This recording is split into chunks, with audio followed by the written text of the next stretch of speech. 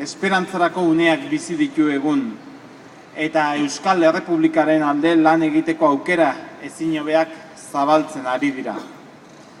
Gure herriak aspaldian eskatzen duena, bakeranzko urrats sendoak egitea, hain zuzen gertatzen ari dira Gernikako akordioan ikusi dugun bezala.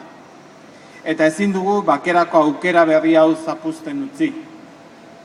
Normalizaziorantz egin daitezken edozein pauso edo ekarpen garrantzitsuak dira gaur eta estatu, erakunde, alderdi, sindikatu eta eragile guztiei arduraz jokatzeko eskatzen diegu.